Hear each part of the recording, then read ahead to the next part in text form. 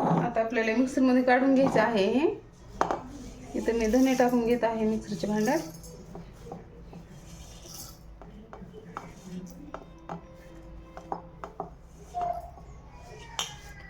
आणि बडीशोप करायची आपल्याला. बडीशोप धने एकत्र काढून घ्यायचे. बडीशोप आणि धने एकत्र काढून घ्यायचे आहे आपल्याला. बघू शकता तुम्ही. चला आपण मिक्सरमधून काढून घेऊया.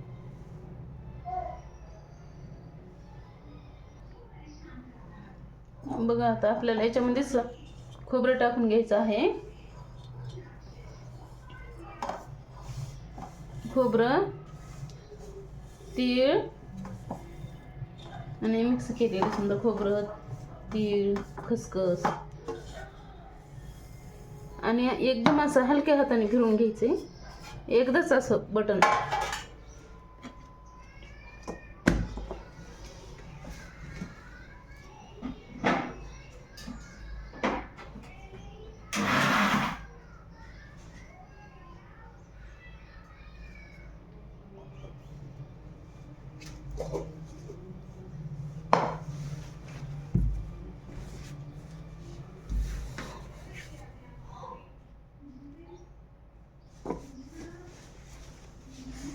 मग असं झालेला आहे आपला मसाला.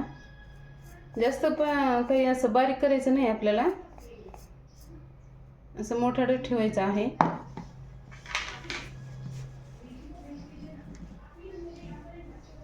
आता याच्यामध्ये टाकणार आहोत आपण कोथिंबीर भाजून घेतलेली. याच्यात टाकणार आहोत आपण गरम मसाला.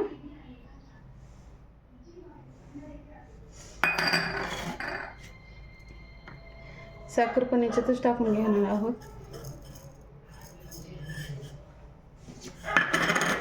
सेव पण आपल्याला टाकून घ्यायची आहे याच्यामध्ये. अर्धी घेणार आहे मी टाकून. आणि लाल मिरची पण टाकून घ्यायची आहे.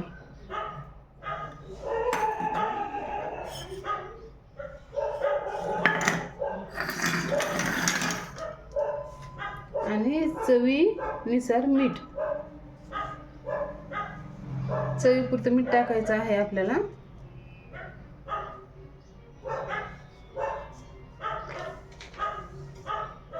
आता हे मिक्सरमध्ये आपल्याला फिरवून घ्यायचं आहे. हे पण जास्त वेळ काही फिरवायचं नाही आपल्याला. एकदाच असं बटनिंग करायचं.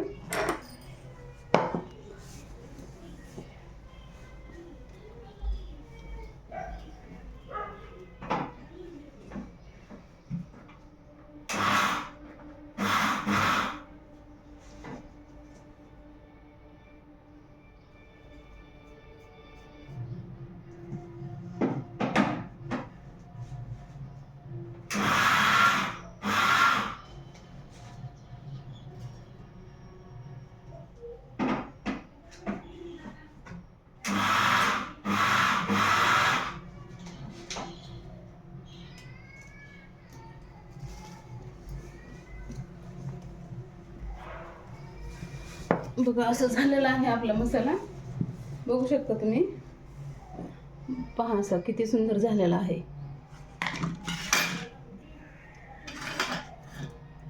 आता आपण हे मसाला ताटामध्ये टाकणार आहोत.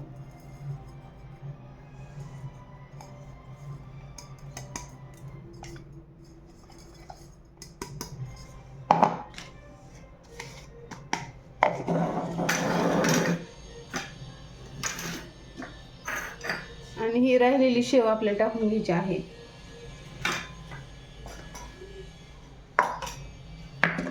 तिथेच आपली चिंचची आणि गुळाची चटणी बनवलेली आहे. आपण घरीच बनवलेली आहे.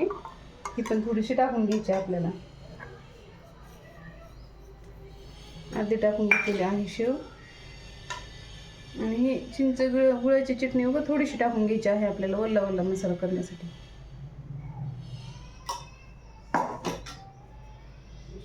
आता हे सर्व मिक्स करून घ्यायचं आहे आपल्याला ह्या प्रकारे.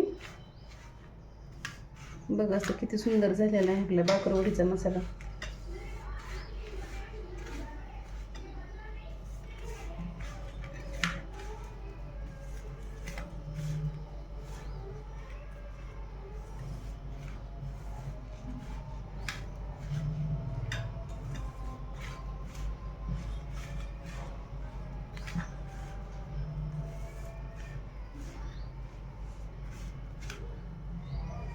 बघा किती सुंदर झालेला आहे, खूप छान झालेला आहे मसाला.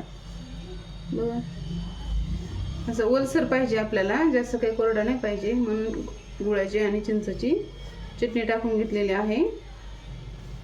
तुम्ही नक्की करून बघा, खूप छान होती भाकरवडी.